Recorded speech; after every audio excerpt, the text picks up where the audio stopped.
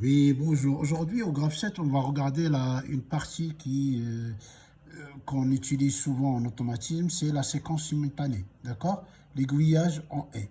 Donc là, on a deux parties. Donc, on a un système d'évacuation de pièces et là, on a un système d'étiquetage, d'accord? C'est deux automatismes différents, mais ils font partie de la même chaîne, sauf que on veut que ça se déroule en même temps, d'accord? L'étiquetage et l'évacuation. C'est ça la notion de et. D'accord? Voilà. Donc on va voir comment on peut le mettre en graphe 7. Alors lorsqu'on réalise simultanément plusieurs séquences, d'accord? Après une transition, on parle de séquence simultanée. Enfin, de chacune des séquences simultanées, on a souvent des étapes d'attente pour s'assurer que on a fini les deux séquences. D'accord?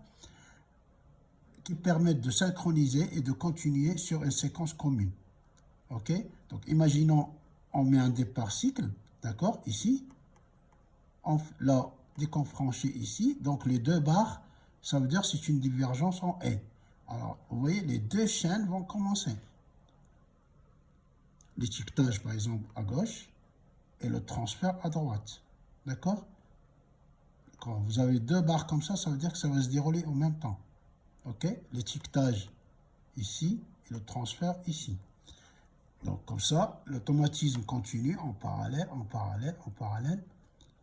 Mais là, on est obligé de mettre, vous voyez?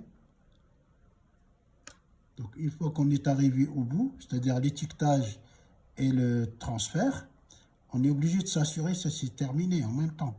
Vous voyez, là, on termine avec les deux traits, là, ça c'est graphique. Mais ici, vous avez un 1, d'accord? C'est une réceptivité toujours vraie dans le cas du graphe 7 présenté ci-dessus.